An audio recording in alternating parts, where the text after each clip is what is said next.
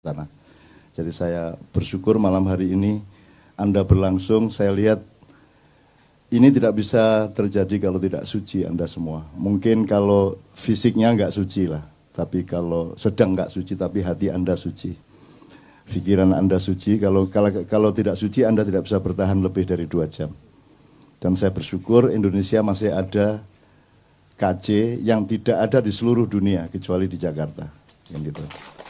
Pertama. Yang kedua gini, dan kafir sama ateis itu nggak sama. Ya, nah, Dadang kemarin ngaku kafir, sekarang ngaku ateis. Berarti dia tidak ngerti kafir, tidak ngerti ateis, sehingga tidak sah pengakuannya sebagai kafir maupun sebagai ateis.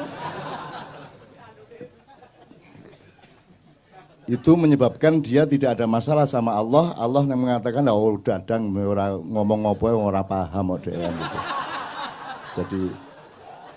Jadi gini, dan kalau kafir itu ada Tuhan tapi diingkari. Tapi kalau ateis, Tuhan nggak ada.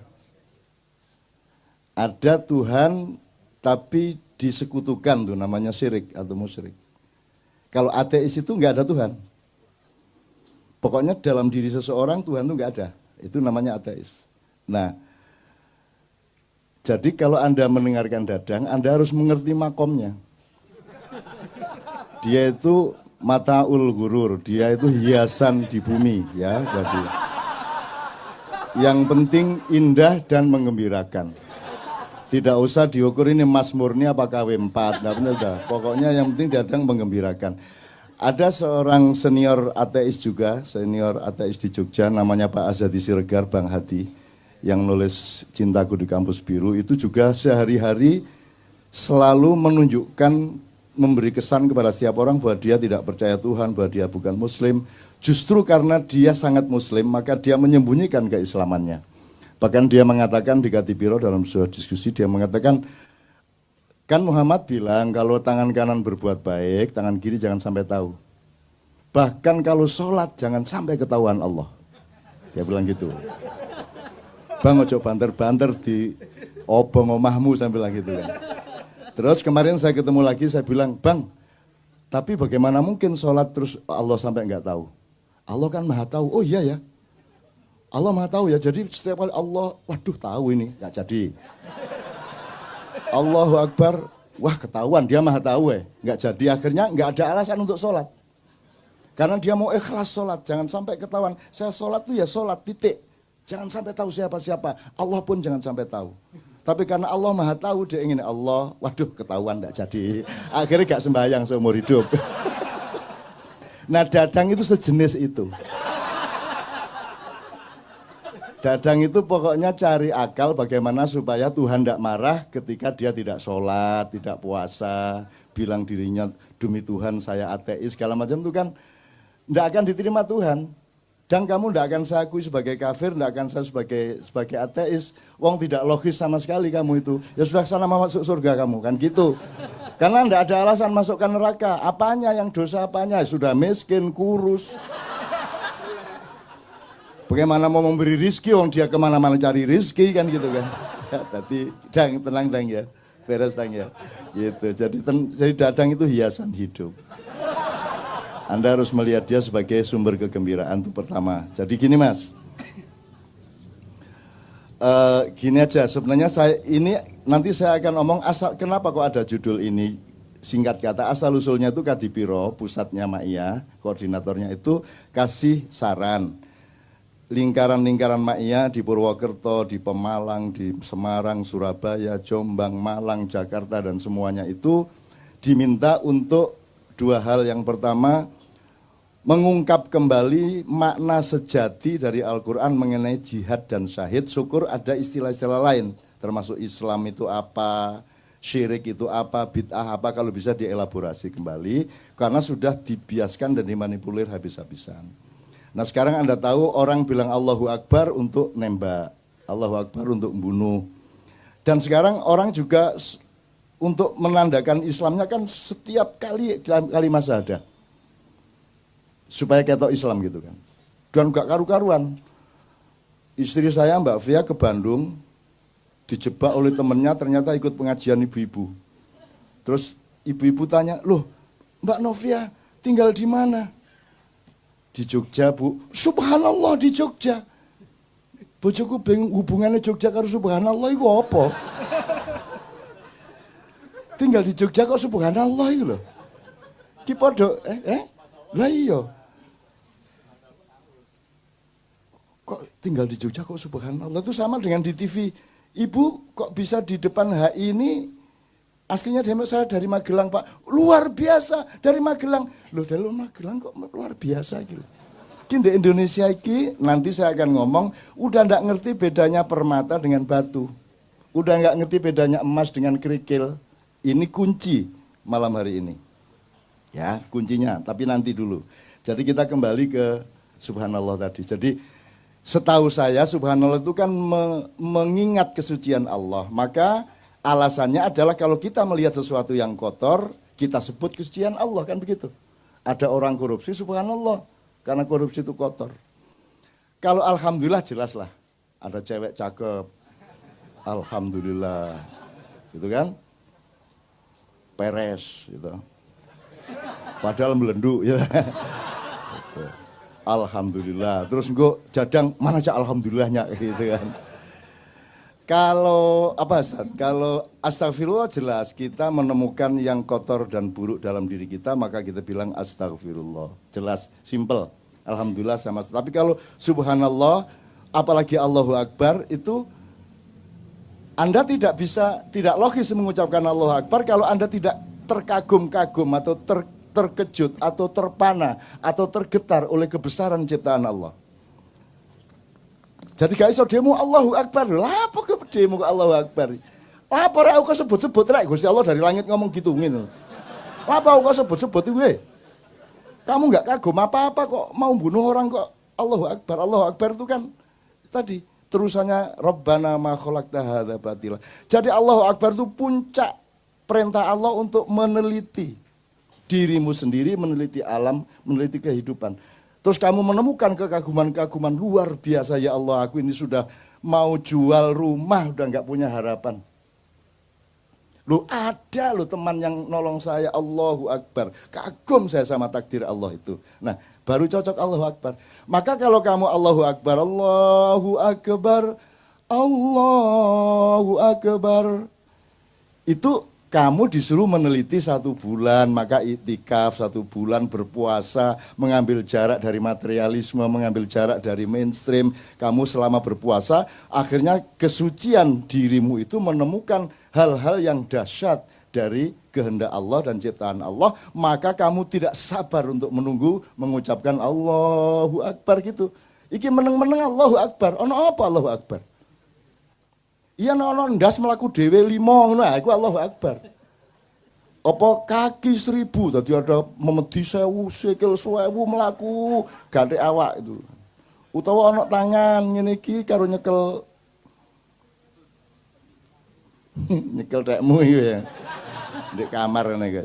Dan seterusnya lah gitu ya. Tapi saya nggak akan berpanjang, tapi intinya kalau kembali ke Mbak tadi, dia kan juga memaksudkan bahwa sesungguhnya Islam itu bukan sesuatu yang tidak bisa mata mengandalkan Islam.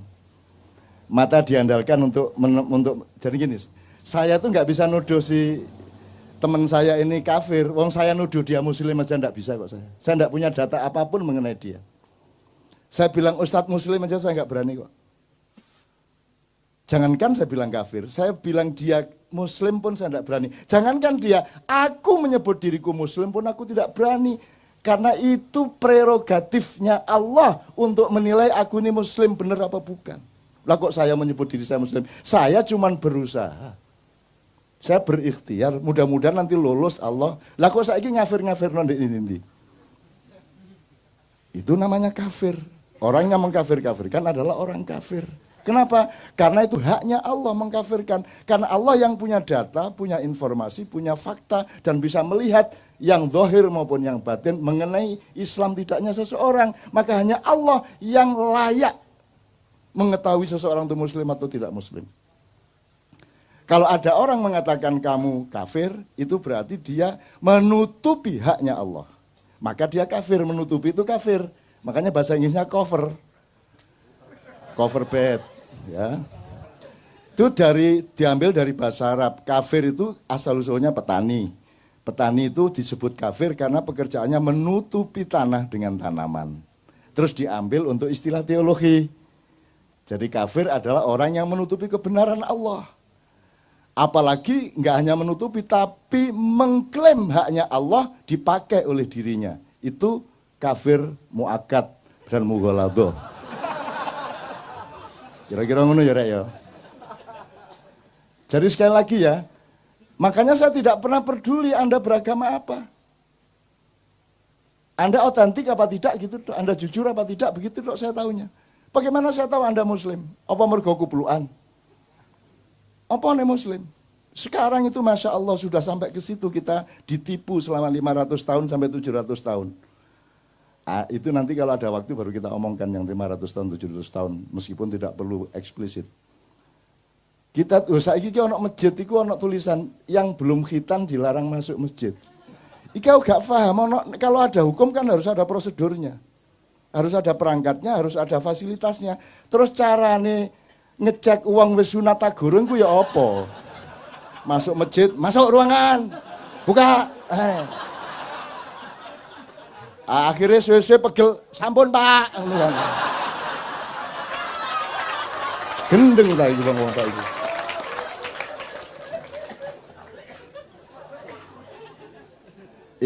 Ini kalau diperlebar banyak sekali ini, tapi saya mohon maaf kepada MUI, saya mohon maaf kepada teman-teman yang lain. Saya bukan apa-apa, saya cuman urun logika, urun akal sehat. Karena sumber kesehatan hidupmu adalah jujurnya pikiranmu. Kalau engkau tidak jujur berpikir, saraf-sarafmu akan konslet dan akan menciptakan perintah-perintah yang akan membuat badanmu tidak sehat. Teman sekalian, jadi sekarang ada sertifikasi arah kiblat, coba. Ya apa gara-gara ini?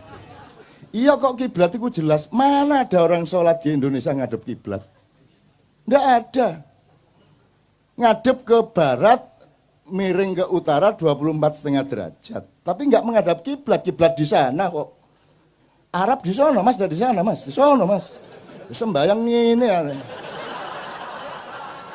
Ini ya. Karena imamnya wis 70 tahun kata gak kelebok ngono ya apa kan. Mana kiblat? Kan jangan hanya bujur lintangnya juga kan begitu. Iki apa arek-arek? Sertifikasi halal barang gula. Aku setuju aja dan seneng ada dana banyak yang masuk dari sertifikasi halal. Cuman kan nggak masuk akal.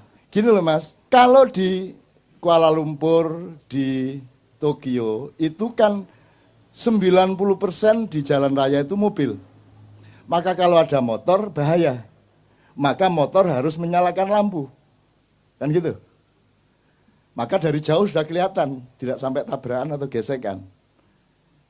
Kalau di Jogja lah motor kabeh. Wah, mentrong sambrek. Ini ngapain dinyalakan? Mestinya yang dinyalakan yang minoritas, betul enggak? Karena asumsi dasarnya ini mobil semua, kalau ada motor nanti nggak kelihatan bahaya, maka harus pakai lampu. Kalau di Indonesia lah, sekarang motor boleh kemana-mana, di mana-mana motor sing nyentrong loh. Apa nggak terbalik?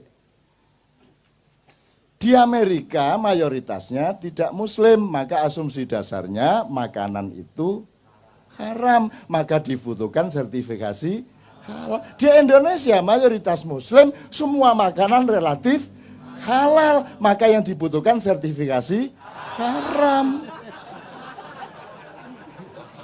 Gimana sih?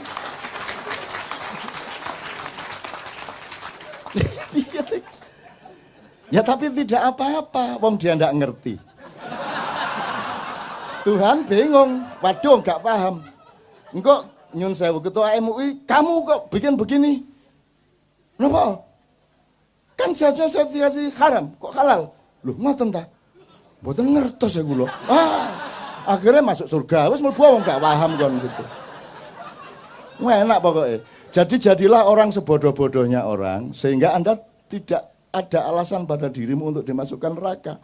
Begitu si siapa jenenge malaikat Malik mau menyeret, sebentar, apa ini kok saya dimasukkan neraka? Loh kamu dulu kan nanda tangani surat sertifikat halal, seharusnya kan haram. Loh kok ngoten? Loh gini loh, terus terus malaikat ngekei makalah ini loh, lihat makalahnya gini. Ini seperti motor dan mobil, halal dan haram gini. Wah ngoten ta. Wah mboten kondo bian-bian sampean. Mboten roh kula. Akhirnya wis mlebu swarga, gak masalah. Tak dongakno semua mlebu swarga. Gitu loh. Kan iku karo swarga cek kepincrute kan iku. Swarga karo Indonesia iki padha. Wis ngene iki swarga iku kira-kira. Pokoke angger atimu ngene iki berarti wis swarga. Gitu loh, tenang aja. Bahkan di sana nanti agak masih meragukan saya itu. Arep dangdut tuku kaset ning ndi?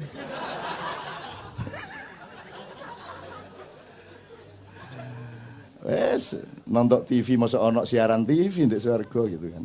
Enggak, maksud saya itu mbok fokus sama Allah aja. Kalau Anda cari surga mungkin dapat surga, tapi belum tentu dapat Allah karena Allah nanti menjebak kamu. Alah kamu lak cari surga ndak cari aku. Jadi Tuhan malas betul masuk ke surga.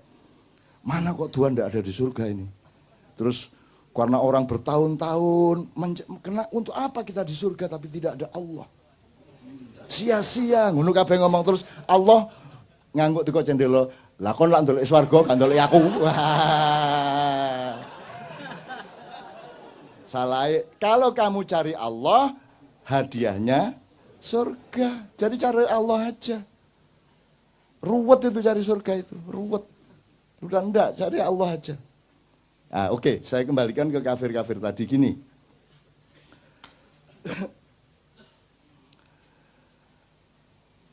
Kan tadi Tuhan tidak ada, Tuhan ada tapi diingkari, Tuhan ada tapi disekutukan. Kira-kira 3 itu ya, mungkin ada variabel-variabel. Ketika, ini kan bisa kata benda, kata kayak yang diomongkan Sabrang tadi. Loh teman-teman Kristen ya percaya kok kalau Muhammad itu Nabi kan gitu. Sebenarnya syahadat itu bersaksi apa mengakui? Hakikatnya itu bersaksi atau mengakui? Mengakui toh. Lah saiki kanca-kanca sing jarene nang Islam ki ya ngakoni lho nek Gusti Allah iku ya iko, ya toh. Muhammad iku ya nabi. Nek menurut Sabrang, nek ngono Islam bisa. Gitu loh. Kan tidak ada syarat Muhammadur Rasulullah, wa Isa Rasulullah, wa mulega atik ngono. Zulkifli, Zulkarnain, gak ruwet sadate dawa ngono kok. Nah, syahadat itu formal apa substansial? Substansial. Kalau substansial kan tidak tergantung kamu mengucapkan apa tidak. Sebab kalau harus mengucapkan ini tidak berlaku untuk orang bisu. Mangkel wong bisu.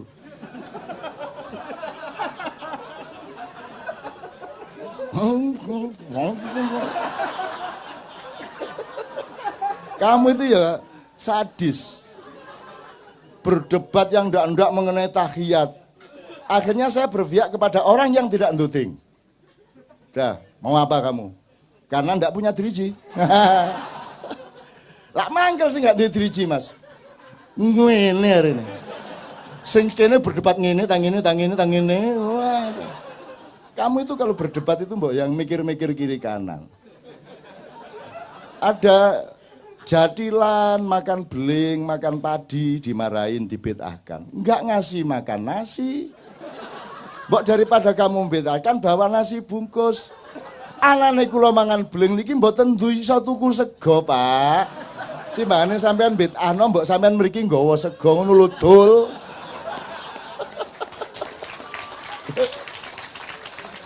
Jadi orang tidak pernah berpikir agama dengan dimensi sosial. Orang tidak pernah berpikir agama dengan dimensi budaya. Orang tidak pernah berpikir agama dengan dimensi psikologi, hati, nurani, perasaan. Itulah sebabnya ada anjuran dari Jogja, mbok diomongkan itu soal jihad syahid. Perspektifnya adalah mana rahmatan lil alaminnya ini?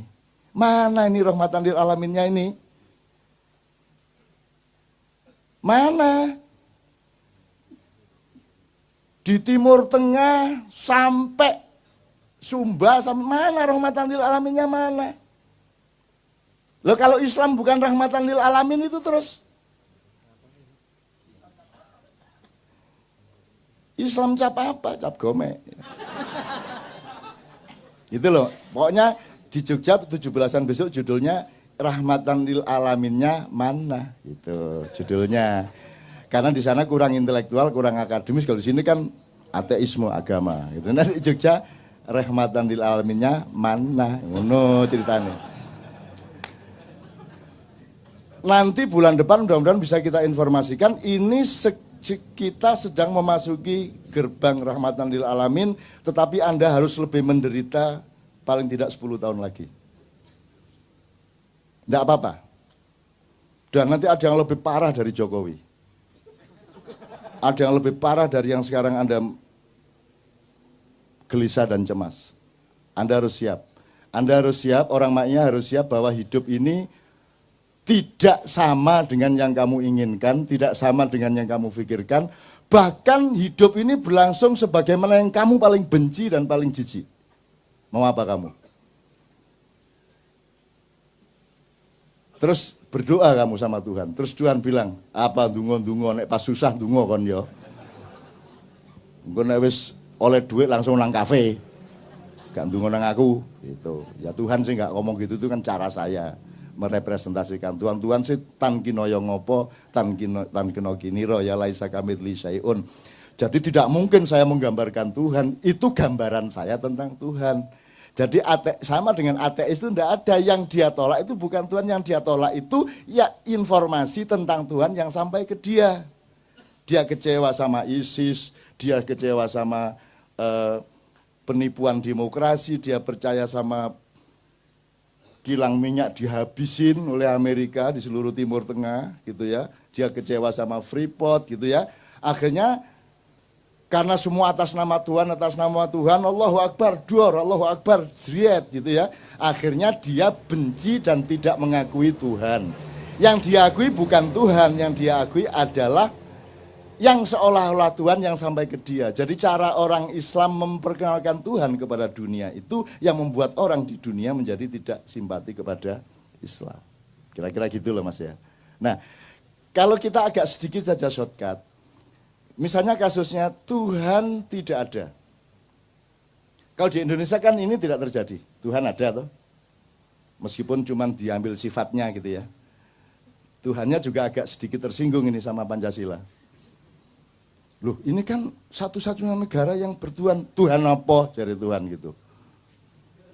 Tuhan apa? Ketuhanan kok Tuhan. Emang sama putih sama keputihan. Ngono kuwi. Enak aja loh. Gitu. Mana Tuhannya? Kan ketuhanan. Yang kamu ambil cuman sifatku. Tapi bukan diriku. Sana berdoa sama sifatku sana, tidak kepadaku. Wah, nek Gusti Allah ngomong piye? Kamu hanya suka manisnya tapi kamu tidak mengakui gulanya.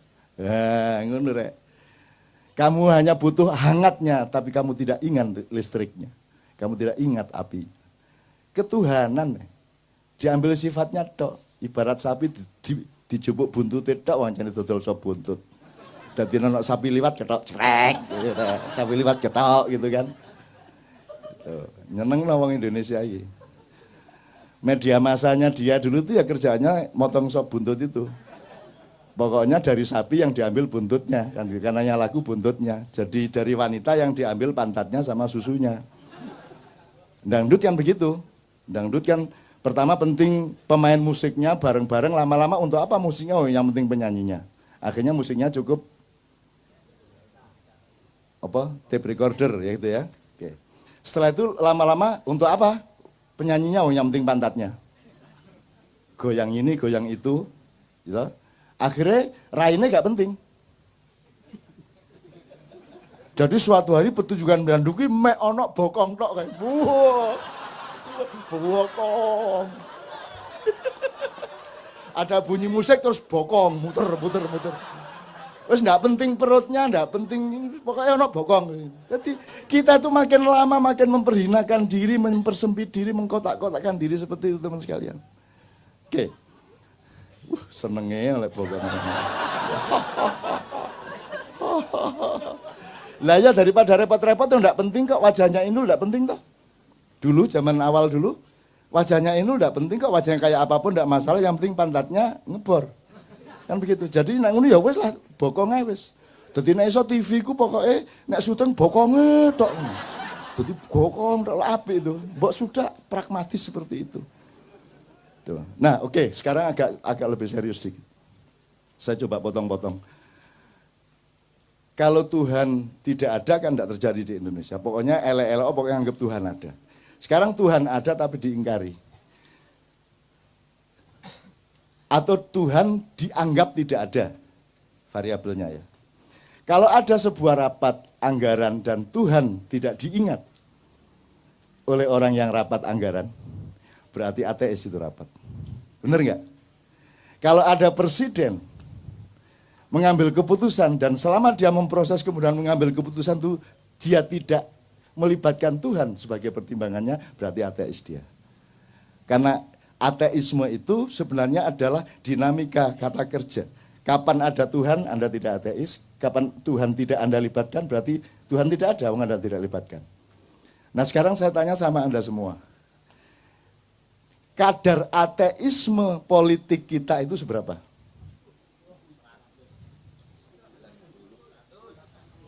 Nah, kira-kira ini ya Mas ya. Jadi maksud saya kamu dengan judul ini besok ke Bandung pulang, ke Tangerang pulang, ngelihat dengan mata pandang ini. Oh, Tuhan tidak diajak runding, Tuhan tidak dijadikan pertimbangan, berarti ateis. Kan enggak terus jadi orang Islam itu syahadat sekali terus Muslim, ya enggak dong. Gendeng ta? Enggak lah. Tuhan menunggu kesetiaan, karena konsistensi tadi itu. Apapun yang terjadi, Tuhan adalah faktor utama hidup saya. Subjek utama. Makanya sholat itu untuk latihan. Jadi kalau Anda di pasar, di warung, di kantor, Allah di sampingmu. Maka engkau menyebut ilaihi, ya, dia. Tapi kalau Anda sholat, Allah di depanmu, maka Anda menyebut iyaka na'budu wa iyaka nastan, karena Allah di depan kita berhadapan. Nanti ada peristiwa rohania di mana Allah bersemayam di dalam kesadaranmu. Ini kalau diteruskan menjadi thariqat la ilaha illallah, la ilaha illa anta, la ilaha illa ana. Nah, ini bahaya ini, jangan diumum-umumkan. Dadang seneng ini. La ilaha illa ana, la ilaha illa ana, la ilaha illa ana. Jadi Allah sebagai dalam tanda petik pihak ketiga, pihak kedua, dan pihak pertama. Itu untuk latihan. Supaya ketika kamu ngurusin kehidupan di pasar, di kantor, di tempat pekerjaanmu, Allah tetap menjadi faktor utama. Meskipun dia tidak di depanmu, paling tidak dia di sampingmu. Kalau dia di sampingmu, dia ada di dalam dirimu. Makanya konsep manunggaling kawula lan Gusti di Jawa itu bukan raja bersatu dengan Tuhan. Tetapi di dalam kesadaran si raja, itu Allah sama hambanya Allah itu menjadi satu. Maka dia tidak berani khianat kepada Allah karena akan mencelakakan rakyatnya, dan tidak berani dia menyakiti rakyatnya karena akan diazab oleh Allahnya. Kan begitu namanya mangununggaling kawulan Gusti. Susahnya Raja Jawa 500 tahun tidak ngerti ini. Karena aslinya mereka bukan Raja Jawa. Nah, tapi kok kapan-kapan. Ini Jogja sedang konflik, keratonnya dan seterusnya. Tapi tentang tidak usah lah, ini masalah kecil lah, masalah kecil. Ini, waduh kalau dibuka nih gawat ini. Pokoknya, tapi kira-kira ngono maksudnya yang itu Mas ya. Sekarang Anda mau jualan, Anda mau menghamili istri, Anda mau nyaur utang, Anda sedang pusing. Ketika Anda senang, libatkanlah Allah sebagai faktor utama di mana engkau bersyukur. Ketika engkau mendapat kesulitan, loh kok enggak melibatkan Allah, goblok men gue. Masa kamu dapat kesulitan, Allah bukan faktor utama. Apalagi dalam keadaan senang, kan gitu. Allah mengatakan bahkan barang siapa yang mengingatku, gimana Ustaz? Yang mengingatku pada saat berdiri maupun duduk. Kev, ayatnya Ustaz, Ana enggak hafal ini. Saya sengaja tidak menghafalkan supaya tidak terlanjur menjadi kiai. Terus nanti mereka nggak karu-karuan sama saya. Saya memang bibi saja. Alladzina yadhkurunallaha qiyaman wa qu'udan wa ala junub.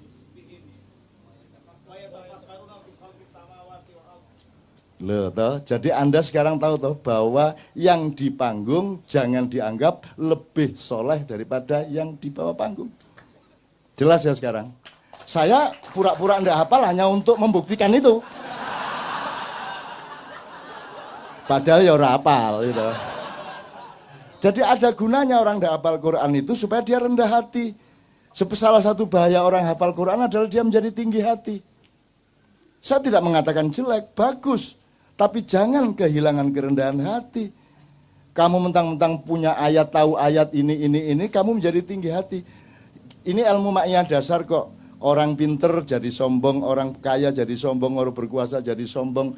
Sekarang yang paling bahaya, orang alim, orang soleh, hafal Quran, pinter qiraah, ngerti ayat hadis, menjadi